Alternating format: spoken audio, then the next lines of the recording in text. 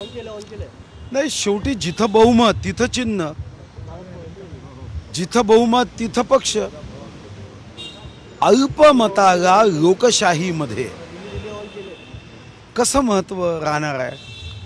आणि अजितदादांसोबत जर आमदार नसते, एक मिनिट तुम्ही विचार करा, तर काय केलं असतं?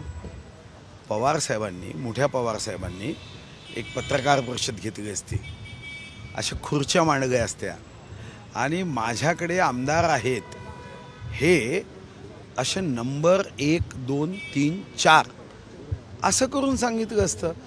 पक्षामध्ये शेवटी सातबारा नाही आहे की हे तुमच्या हक्काची जमीन आहे.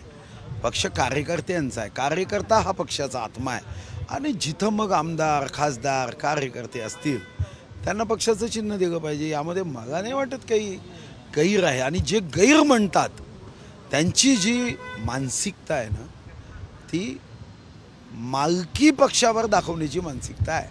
नाना पटोले असतील या सातबारा एकनाथ शिंदेच्या नंतर अजित पवारांच्या नावावर तर असं म्हणायचं का? नाही, हा सातबारा नाहीच आहे, हा पक्षाचा विचार आहे. पक्षाचा विचार बहुमतानी हाती झेंडा घेऊन पुढे न्यायचा असतो. आणि पक्षाचा विचार जो राष्ट्रवादीचा आहे तो खरा राष्ट्रवाद असणाऱ्या माननीय देशगौरव पंतप्रधानासोबत गेला आहे. याच्यामध्ये मला वाटतं की आक्षेप असण्याचं काही कारण नाही. सुधीर भाऊ, मात्र नाना पटोले असतील, जयंत पाटील असतील, सगळे म्हणतात की दिल्लीवरून दिलेला हा निकाल आहे तो निवडणूक आयोगाने फक्त वाचून दाखवलेला आहे. असं आहे, खरं तर अशा पद्धतीने लोकशाहीची किंवा अशा संस्थांची थट्टा स्वतःच्या स्वार्थी राजकारणासाठी करणं हे गैर आहे.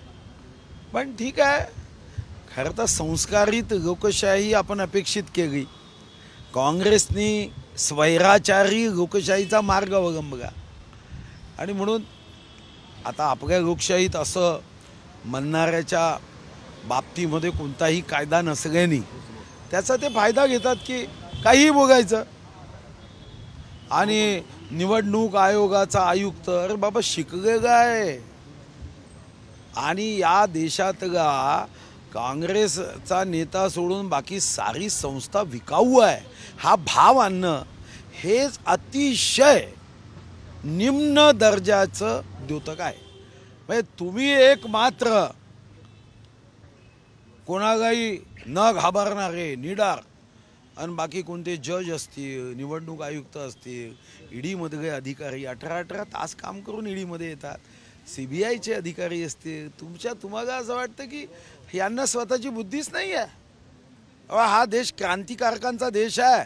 उद्या अधिकाऱ्यांना असे जर आदेश दिले तर अधिकारी सुद्धा हातामध्ये क्रांतीची मशाल घेऊन उभी होतो. आपण खैरनारचं उदाहरण पाहिलं आहे, या अगोदर आर्मी चीफचं उदाहरण पाहिलं आहे.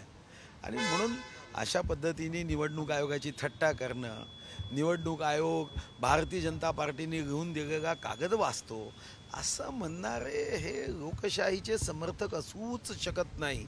हे खुर्चीचे समर्थक आहे, हे सत्तांध मनोवृत्तीचे समर्थक आहे. देश विदेशातील प्रत्येक घडामोडींचे लाईव्ह अपडेट मिळवण्यासाठी आता साम टीव्हीच्या सर्व सोशल मीडिया प्लॅटफॉर्मला लाईक, फॉलो आणि सबस्क्राईब करा. तसंच सर्व नोटिफिकेशनसाठी बेल आयकॉन प्रेस करायला विसरू नका.